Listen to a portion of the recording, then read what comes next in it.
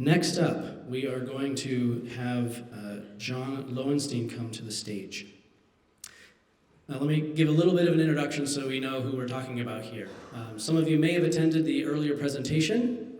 You may have seen a little bit more of his work, but for those who haven't, John Lowenstein is a photographer and a filmmaker, often recognized for his work documenting the movement of people from Central America and Mexico to the United States. He specializes in long-term documentary projects that confront the tangled dynamics of power, poverty, and social violence. Much of that work centers on Chicago's South Side, where he's lived and continues to work, going on more than 2 decades. During that time, he's taught photography in the Chicago Public Schools. He ran a community newspaper and has a pending photographic monograph named South Side.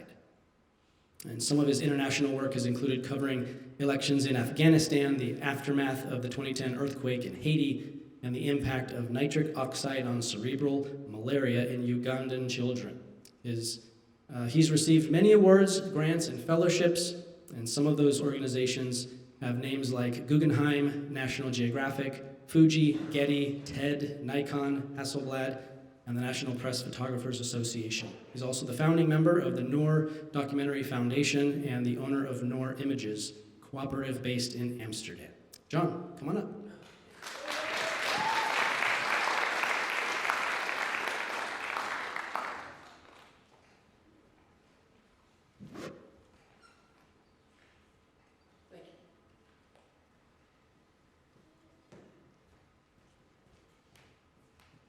Thanks so much, Ethan. Should I sit here?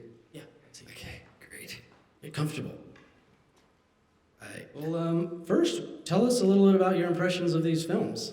Well, they were really fun. I really enjoyed those. There was a lot of humor in, 2 of them. Actually, in all of them, there was a lot of humor. And I like that you guys approached some stories that were really kind of intense, others that were more mysterious, and Huckleberry, which I thought was also quite funny. I didn't get as much of the childhood part, but I did get that it was really like the music, and I liked that it was very short and to the point. It used a lot of different viewpoints. The storytelling was strong, it's exciting. Great. Well, I read off a long list of accolades and other things that we know you've done. I'm curious to hear how you got into this, where you started, and kind of at what point you realized this could be a career. Well, I started doing documentary photography and actually just picking up the camera when I was a kid, got into it. I just always liked having the camera.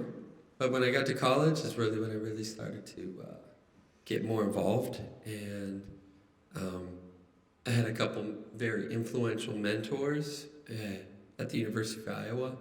I thought I was going to be a writer. I went to the University of Iowa to become like a writer and poet and all these things. But in the end, photography, bit me, and writing kind of went by the wayside for a long time. So that was cool, but photography is a lot more fun, I felt. What was it that kind of grabbed you about making images? I just love the ability to get out, see the world and interact with people, but also there was something about the process of actually coming back with a photograph, and then the process of the magic of developing it, seeing the image come up in the developer was always very kind of really great. And today it's become something completely different for me than it was originally. Originally it was just something about being able to be out there and taking pictures and seeing and interacting in that way. But now it's become a whole other thing. Well, in terms of storytelling, you've emphasized social justice in a lot of your pieces and your projects. And I'm wondering how you kind of wrap your head around the complex relationship that is power and poverty and social violence as one of the elements you see in communities. Yeah, I mean, for me, it really comes down. I think we were talking today a little bit about the role of community. And so I did a lot of work, I've worked in a variety of different contexts in the world.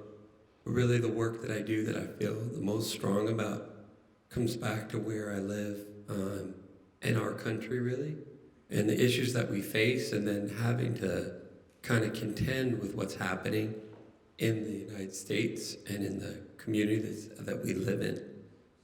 Taking an actual, like, to me, I think it's crazy that I sometimes think it's kind of strange that you can have one place in a city where people are getting killed every day. Another part of the city, nobody, you don't have the same problems. And those two worlds never really meet. And we know that exists, but we just kind of accept it. And so for me, I want the work to be able to bring those worlds somehow together a little bit more. Not an easy task, but at the same time, that's kind of what I wanted to do with my work. And yeah, so power and poverty and violence, inequality, community, resilience, hope, dreams, and all of it coming kind of into the realm together.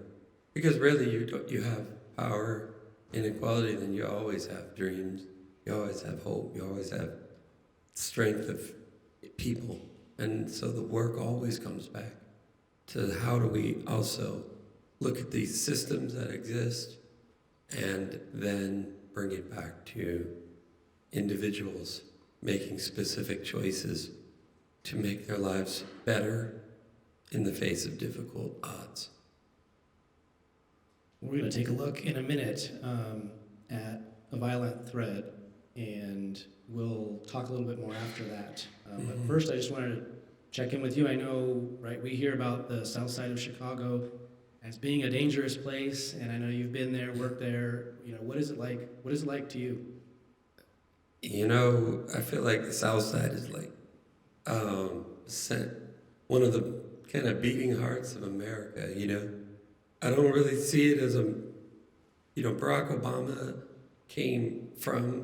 he didn't grow up there, but his political career was made there. And I feel like in a lot of ways, what happens in Chicago and in the South Side is very important and emanates out. So although there is intense heartbreak and violence and the impact of incredible divestment, inequality, and structural problems, there's also this amazing, amazing community of people that take you in and have taken me in and also like build their own community and change the way we see America in a lot of ways. And so that's going on in the migrant community, the back of the yards, and other large migrant communities. And that's also going on in the Black community. And it's like the violence, that's kind of one of the issues, but there's also so many other amazing things going on in arts, culture, music, and just the history of the place. So I see it as like a really layered, complex place that one day can both break your heart and like lift you up to a place you never thought you could go. So that's kind of the way I see the South Side. That's been my experience. Well, let's go ahead and we'll step off stage and we'll play it. Great. Thank you.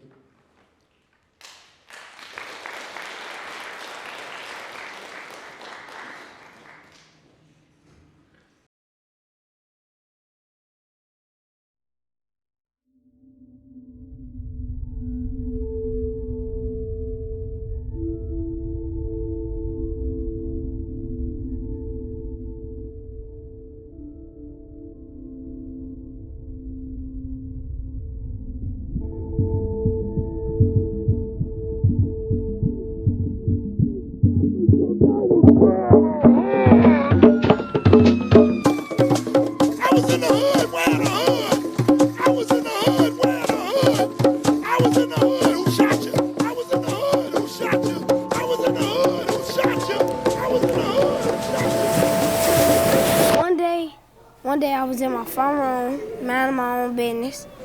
Then I heard a pow pow. I ducked. We went outside to see what it was. It was a boy shot in front of our yard. They threw the gun in our gate, and he was paralyzed. White eyes, big bulky white eyes. Just the gun just going off. Like, that's all I could see. And then he shot me like 9 more times. I was coming from a Billiken parade party. Some guy just came out the alley and started shooting. Like just piercing flesh, coming out, going in, coming out. Some of them didn't come out. I got hiccups. Lasted for about 5 hours last night. Threw up about 5 times last night. Barely could eat. I didn't even get shot in my stomach, but I got stomach pain. Since I got shot, like, everybody think I'm the bad guy, or I was out there doing something I wasn't supposed to be doing. I lost all my friends except my girlfriend. Like, I'd like to know why. 2 different cliques have 2 different opinions on one thing, and instead of them trying to talk it out or come to an agreement, it's fights, shots, people get jumped, ran over by cars, people burn up houses.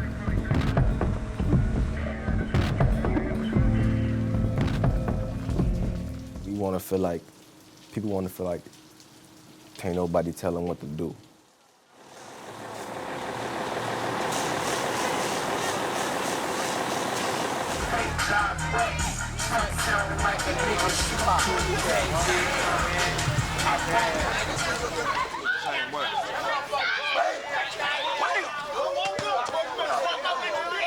Boy, you can't do it, my man. Look at you up.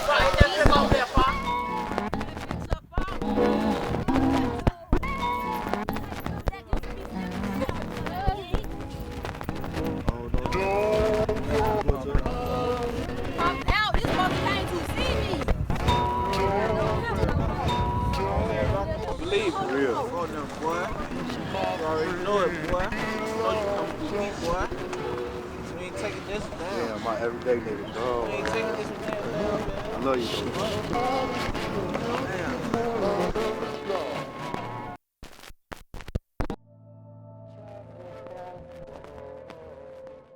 My mother's boyfriend, he really had a real hold on what my life was supposed to be. He was the type of person where he felt as though violence solved everything as far as disciplining children. And I didn't look at myself as a child any longer.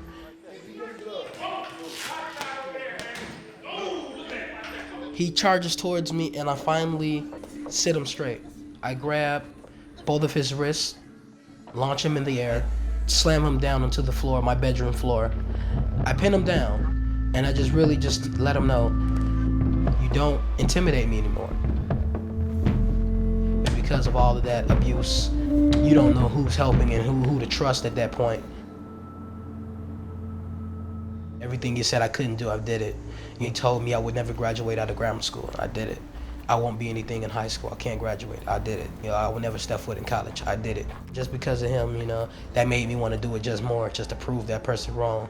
And I want to prove it to myself also.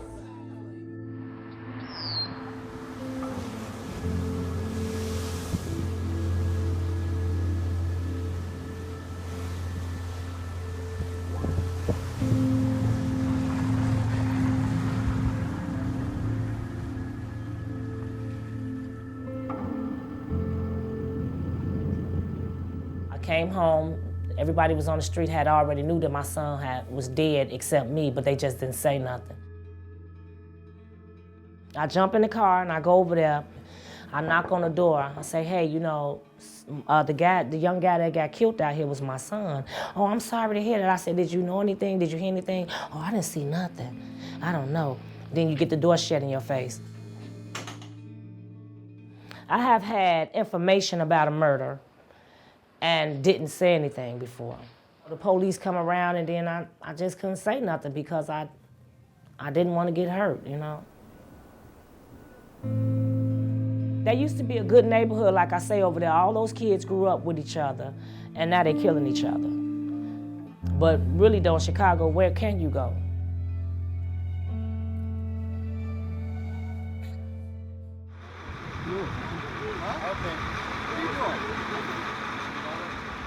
Anybody know what the heck just happened right here? Man, they need to come to him because that boy is fighting for his life right now. He don't deserve it.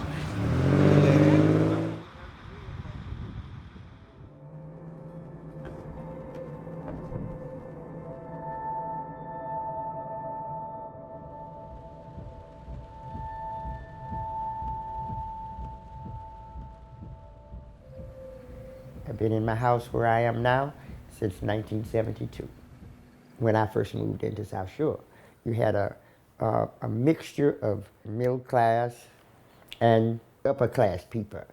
But then the other elements started to come in. I said, what are you all doing? I said, you get out off my storage house, stop doing. Oh, they start calling me all kinds of names then. And he threw the brick. I did this, and the brick hit me here.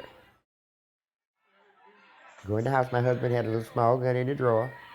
I went in there and I got it. They still up, they still up on top of the storage house throwing bricks. So I just let off a few shots, not trying to hit him, trying to scare him. It just so happened one of the bullets tagged him.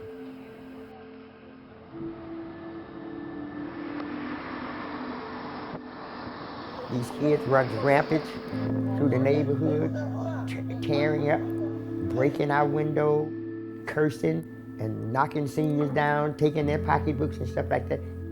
You know, but some of us refuse to be afraid, and I'm one of those. You taking pictures of them harassing us and running us off, right? That's right. Because I want to give that to him and let him know. He gonna take your phone in the meeting. Just watch. Watch him say something. Why y'all following us clenching handcuffs? Go find something else better to do. He can stop right there. Got on the grass. Now they're telling us that we can't stand on the grass. They talk about, don't you have a house to go home and mourn to? You need to go home. Because they selfish, because it ain't their family, it ain't one of their people, so they selfish. They don't care. There's nothing but white officers down here, and they're all running us all away.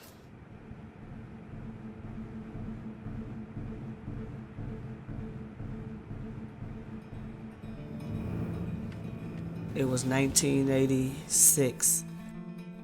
And this one gang member came and pulled up in the car at the park, grabbed this one guy, hit him upside the head with the gun and told him to get in the car. Basically from that day, it's been war, just watching, our community deteriorate away. Yeah, that boy, stop his skate. Get in here. You gonna train hard? Yeah. All right then. How can we build this community back up? What can we do to really get that in there that somebody really do care about me? This is my life. With pay, without pay. Helping people is my life. Life is future.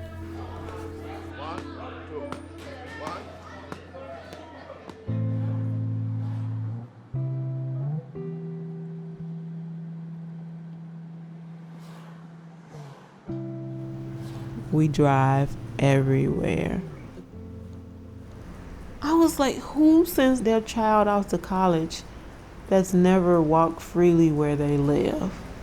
So it makes me sad to think that that peaceful home is not in this community that I truly love. Like, I love this part of town. I love that we're so close to the water. There are so many assets to this community. I don't want to live like this anymore. I want to be more free. It's only a matter of time before it hits your doorstep. What you gonna do then?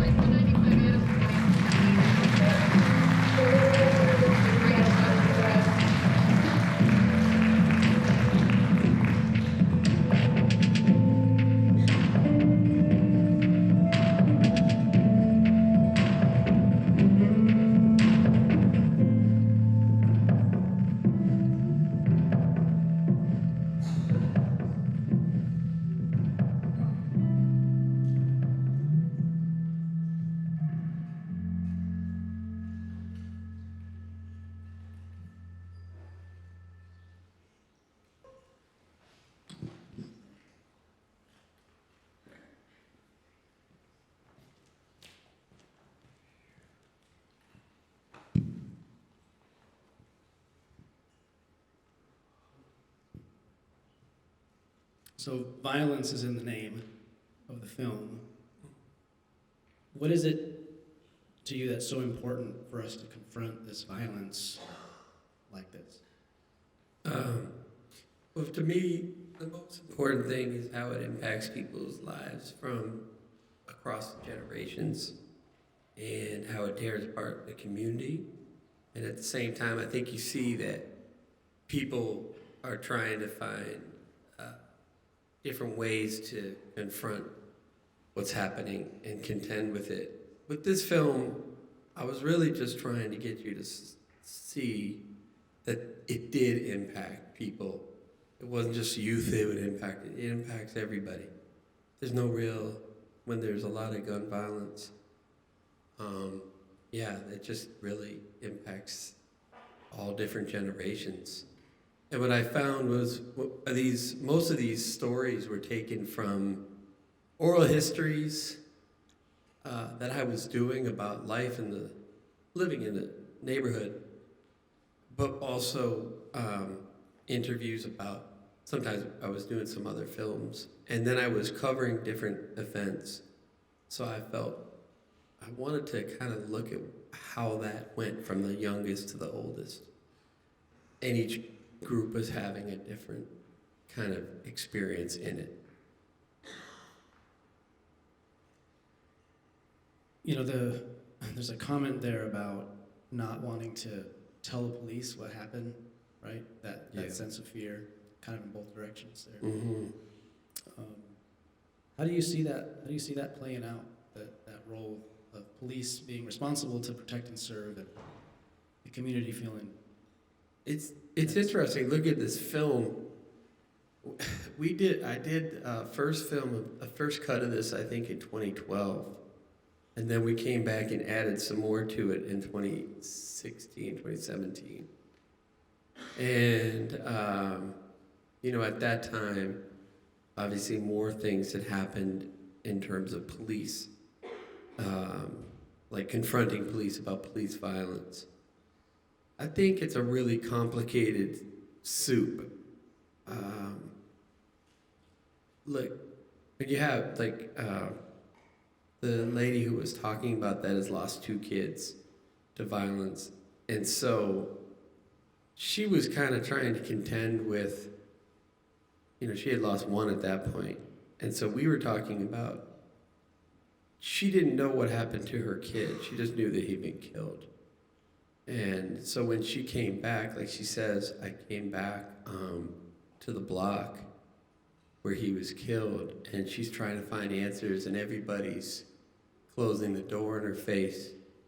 And then through that conversation, she started to think, you know what? I had done that too.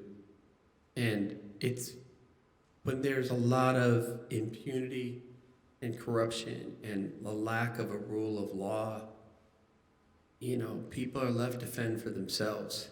And so she was like, and she says that I was afraid. I didn't say anything. I was afraid, And I feel like it's watching it. I'm torn a little bit.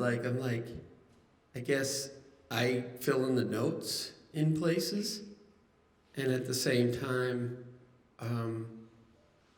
the South Side has been so maligned, and so when I've thought like, hey, this is important, but then it almost became a cliche to, when I first started doing, I was there for 20 years working, and you see this stuff happening, so you want to show it, but now it's like a cliche, it becomes like I meet people in all over the world who are like O Block, and O Block is the most violent block in the city of Chicago, one of the most violent blocks in America. King Von came from O Block, but like, man, it's just, it's a strange mix. So how do I engage with that? So looking at it, I'm slightly torn watching the film, and in other ways, I'm like, wow, there's a lot of really interesting ways to enter what it means to live with the threat of violence. And police are definitely a big issue. I just got off the phone today with a guy I did a story about who had been locked up for 22 years by a cop in Humboldt Park. Spent 22 years wrongfully convicted. We hadn't talked in a number of years. I was there when he first got out, and it was really, it's great to talk to him, but it also reminded me of what does get lost when there's impunity and a lack of oversight. So,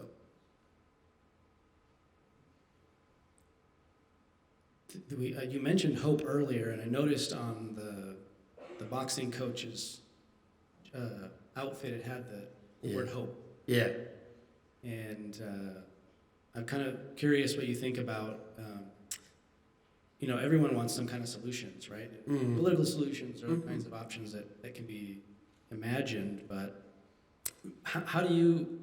where do you see it being most effective? Something coming from the inside or something coming from the outside, combination? Yeah, I mean, I think, bridges are built from within. I think people are doing, like the Ring of Hope is a great example of a group of men who really put everything they could to try to make a difference. They didn't really have any resources. So it's like, at the end of the day, nobody was getting paid, everybody was volunteering. And it the Ring of Hope closed. It opened back up, but in a lot of ways it kind of failed because of a lack of resources. So I truly believe that kind of change comes from within, and also by building bridges across neighborhoods and the city and the world. Yeah, it's got to be both. One more question about process, and then we're going to screen another film, The Last Harvest. Mm-hmm. There was a moment where maybe it's because of the technique that we saw in some of the student films where there's like disappearing people. And I noticed that in a moment that you also had used here, where you sort of quickly pan back to where there was someone on the ground, this little patch of grass, and police standing over them. And then when we look back, they're gone. Yeah. I'm curious kind of how if you find that in the edit, or if you kind of shot that in a way intentionally, and kind of how that hit you. No, most of this stuff was all just like documentary work. So I came across that scene, and I was videotaping, and then like a few minutes, the person got put in the ambulance, but I did kind of like, one of the things that happens when you do go to a lot of crime scenes, or there's a fair amount of crime and murder or whatever in your neighborhood, and I found this happened to me, or when I covered a lot of it, like in Guatemala, I covered a lot of different crime scenes. You start to notice, like, oh, okay, this block, you remember that block for that particular crime, or this particular place. So for that moment that you remember, like the scene of the blood being washed off is at 71st and Jeffrey, which is really close by. And like there's often different things that happen there, but I kind of remember, every time I drive past there, I always think of that. So that was a little bit of a nod to that idea that, like, there's these moments that happen and then people just kind of disappear.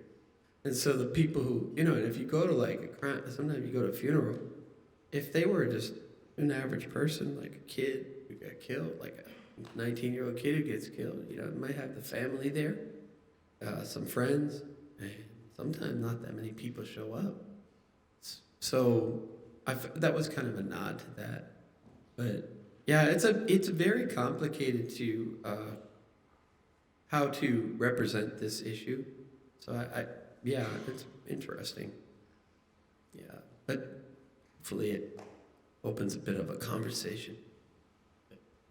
Well, let's screen The Last Harvest, and Okay, we'll great. come back at once more. Thank you. Thanks.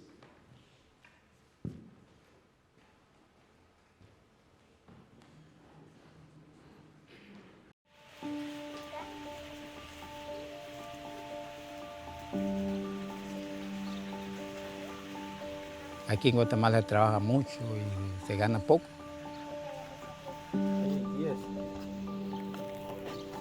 Hay veces que hay trabajo, días que no hay.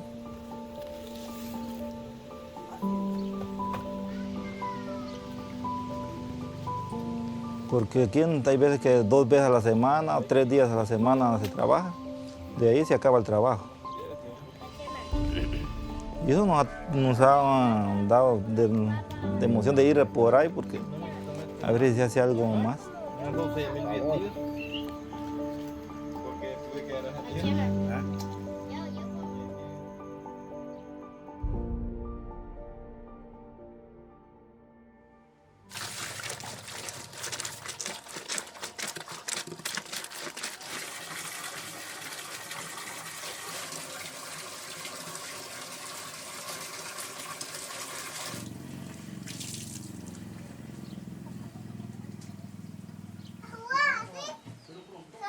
Por andar en la carretera es lo que me ha gustado.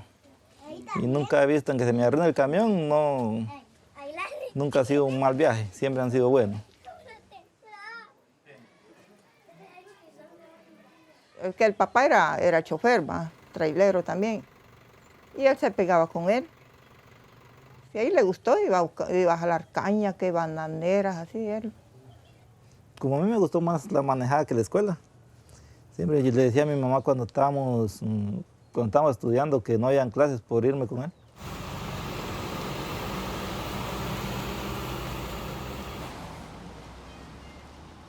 En el jale banano no hay horario. Y de aquí para Puerto Vares llevan como 18 horas. Pongámosle, se llevan como 18 horas dándole sin parar. Parar un ratito. Ya si quiere dormir uno, se lleva como sus 22 horas, 23 horas para llegar a...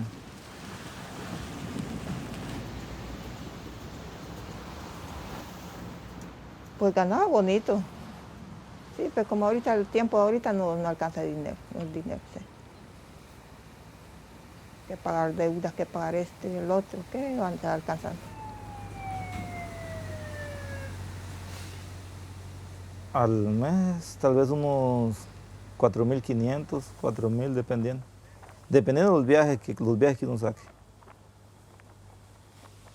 Que con lo que ganamos, 50 quetzales, 80 quetzales, no se vive el día, ¿va? Peor con una familia que tengo yo ya hasta de 8 familias, y yo y mi esposa somos 10. Cuando nosotros éramos pequeños, mi papá casi, en ese entonces no había mucho trabajo. Incluso mi papá cuando estaba en esas tempestades, él salía a buscar pan o café cuando nosotros no teníamos nada que comer. Nosotros lo único que hacíamos, esperar en la casa para que él nos trajera el pan y café. Pero sí fue duro cuando nosotros éramos pequeños. Tengo ganas de irme por ahí, papá, le decía, para ver qué futuro tenemos por ahí. Por la grave necesidad que miran mis hijos que estamos pasando por... Entonces ellos tomaron la decisión porque dicen ellos que tal vez si Dios les permite que llegue para ayudarme a mí, que ya no trabaje yo tanto, porque como aquí se trabaja mucho. Entonces que sí me duele, porque nunca me he dejado de... Siempre han estado conmigo. No, aquí realmente ya son varios años que hemos trabajado. Y hemos trabajado juntos, pero nunca hemos querido, no hemos superado, ¿verdad? Y la meta de nosotros es viajar para Estados Unidos para ver si le damos una mejor vida a los niños, ¿verdad?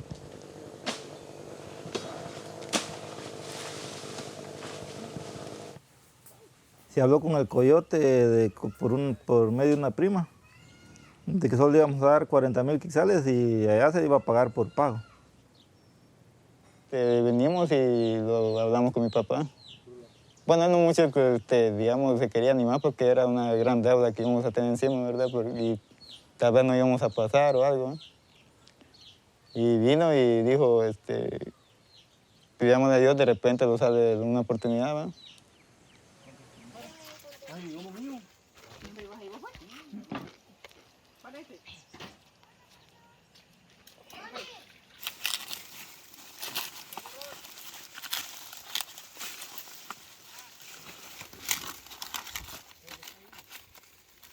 Entonces, para reunir el dinero, yo tengo 6 manzanas de milpa.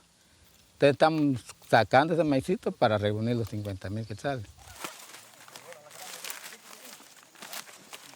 Gracias a Dios, este año estuvo bien. Y por ese motivo es que decidimos hacer un sacrificio entre todos para ver si se iba el primero.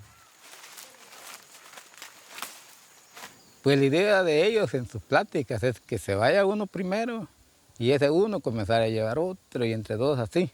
Hasta ellos dicen que quisieran ver si se van todos.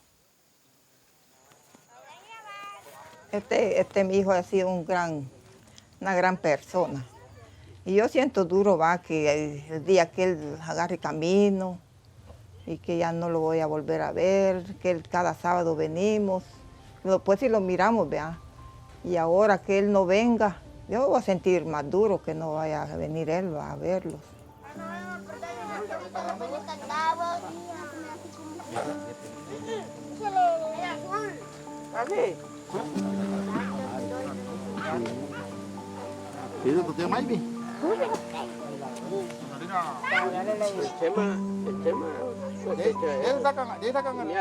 El que tiene deseo de viajar más es Norvin y Canche y Toñito. Pero yo siento que para allá los otros dos no tengo yo el dinero ahorita, ¿no? Entonces yo les digo a ellos que si Dios permite, Él llega, que se vaya uno primero, pues ya a ver quién nos reciba allá y tal vez si Dios permite con la ayuda que Él haga allá y lo que nosotros conseguimos aquí, pueden viajar los otros, ¿va? Ellos se les ha metido que quieren irse ahorita, pero yo no siento con capacidad del dinero, ¿va? Porque imagínate 50,000 de dinero, no llego yo, no llegamos.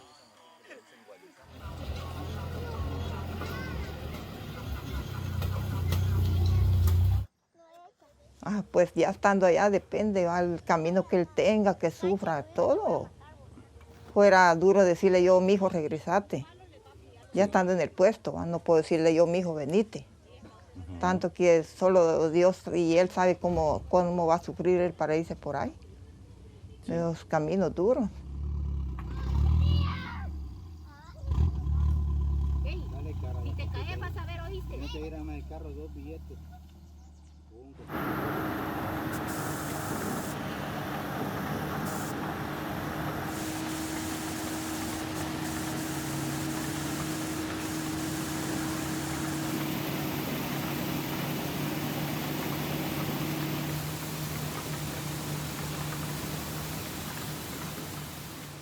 Hay mi ilusión mío es que ellos estén en mejores condiciones a las que vivimos. Porque yo les digo a mi amigo, mire, mis hijos, la pobreza no es ningún delito, pero es dura. Va a estar todos los días. Entonces, cuando recogemos las cosechas, es solo para pagar intereses y capital que debemos. Y yo miro que en los Estados Unidos la gente que llega hacen sus dineritos. Se miran casas, se mira que la gente cambia de sistema de vida, ¿no? Entonces la intención de ellos es llegar a hacer su casa y si Dios permite regresa, pues ya a tener un cabezal o dos, dicen ellos, y ya trabajar aquí en Guatemala. Pues no llevo ni idea. Ahí que Dios me diga, tiene que ver qué vamos a hacer ahí. Porque de aquí no llevamos nada de cómo se trabaja por ahí.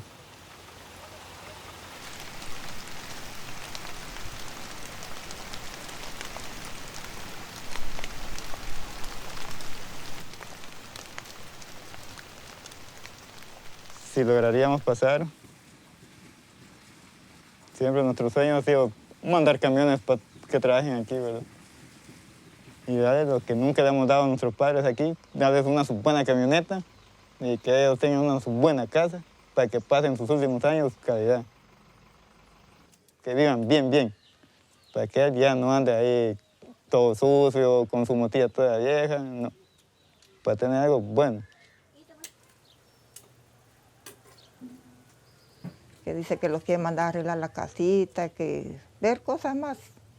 Mandar sus 2 camiones, dice, para el día que él se venga, viene a trabajar. Y ayudarlos a nosotros también, va, así, queda poco, pero que los va a ayudar. Tratar la manera de ir unos 5 años. Que Dios me regale para venir a trabajar aquí y ayudar a la familia. 6 o 8 años para volver a ver a mis padres con vida, ¿verdad? No estar allá toda la vida y venirse por otra vez para acá, para Guatemala. Verlos otra vez, esperemos que así sea, ¿verdad? Y hacer una su bonita casa a mi hija y al que me viene para darle también, y a mi esposa, a mis padres y a mis hermanos, ¿verdad? Ayudarlos para salir todos juntos, ¿verdad? Salir un poco de la pobreza. Estamos listos. Detengan todo y váyanse. Palacio te pagará 250. Bueno, dejar a mi familia nada más. Y el camino que es complicado, ¿verdad? Yo oigo en las noticias que es muy riesgoso. Del miedo no pasar y quedar uno con la deuda. El mayor miedo que tengo yo es que les vaya a pasar algo en el camino. Porque no quisiera perderlo, pues. Que lo agarren los zetas, dijo, porque mucha gente acá han contado de que los agarra esa gente y unos lo cuentan, otros ya no lo cuentan. Aunque yo no quisiera que fueran pero ellos tienen que buscarse la vida.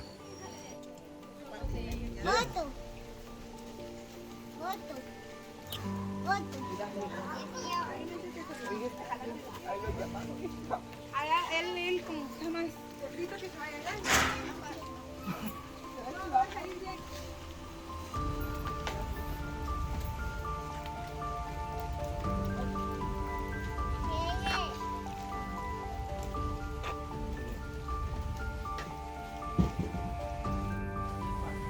¿Y tú cómo te sentís de dejarla aquí?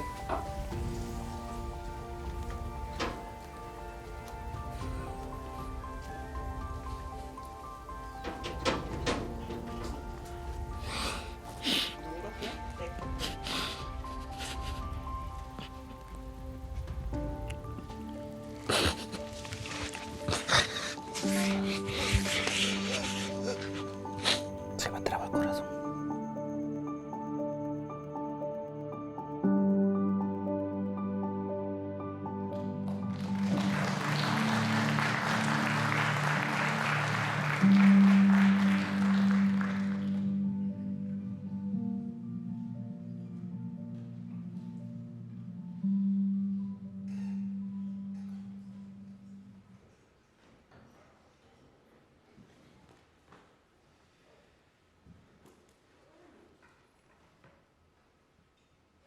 It's a tough ending.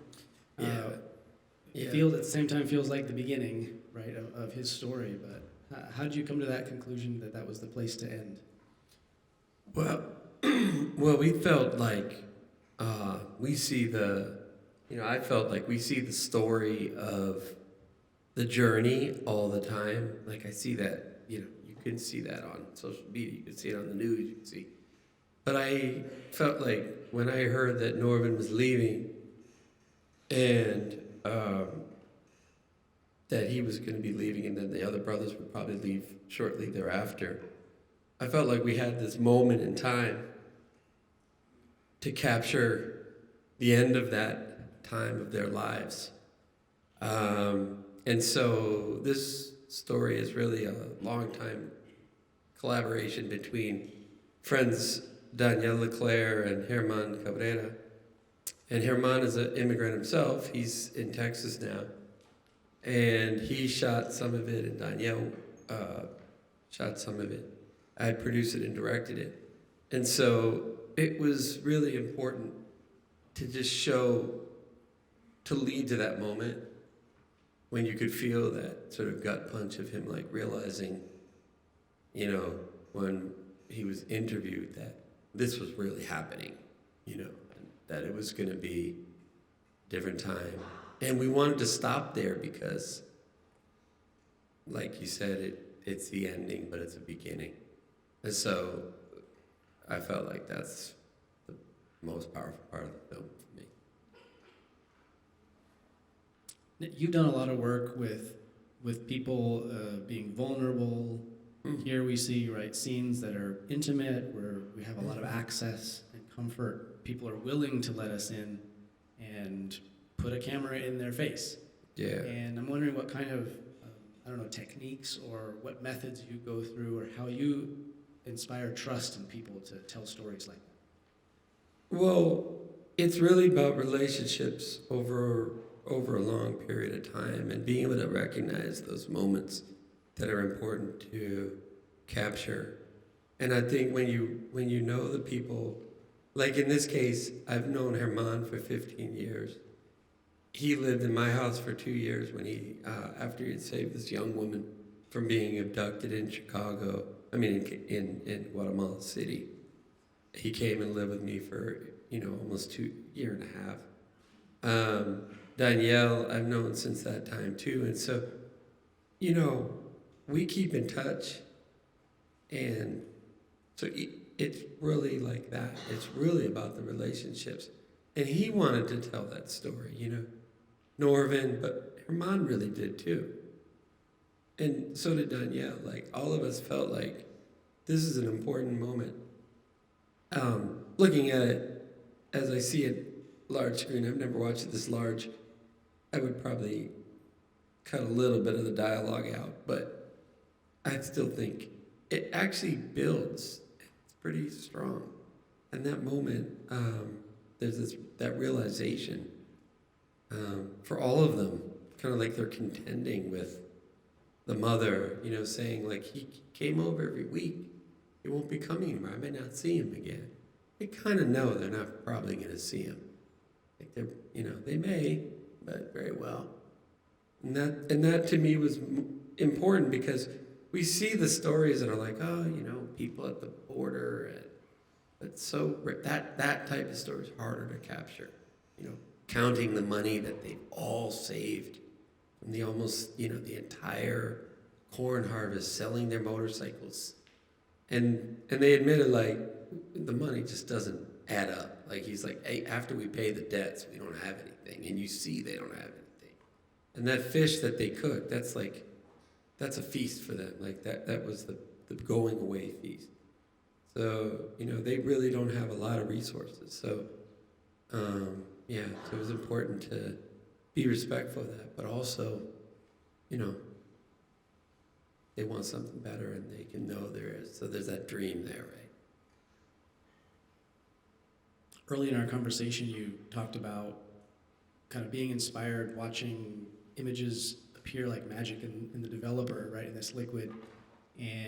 But then how, that's changed over time. You've been doing this for many years, and in that evolution now we're seeing you in a directorial role and in a producer role. How does that feel as the storyteller who's used to being there, getting wet and trying to dodge all the issues?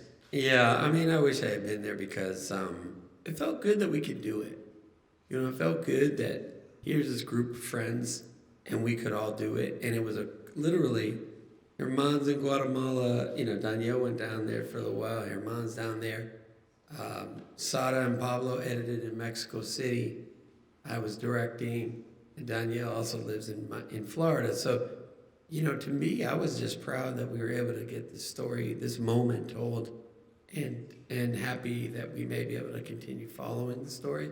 But yeah, that was the most. That's kind of what I was saying earlier. That's the most important. But of course, the cameraman and me and the cinematographer wants to be there making those choices too. But I'm amazed at what collaboration can do across borders with the internet the servers, and like we all worked on it. So, but definitely, if you could be next to the editor, I would prefer that. It's hard going back and forth this way, like across everything. Well, before we close, any final thoughts or advice for the storytellers in the room? Yeah, I mean, just go out and tell the stories you care about and take chances and really try to make stories that you think will move people and have fun, you know. But also, just don't be afraid to take on subjects that you think might be difficult. There's always going to be a naysayer in the crowd, but there's also people who can be helped by the work, and it means something to you. It probably means something to someone else. So yeah, and again, like for the young filmmakers there, they're really fun to watch your films. Thank you for sharing those.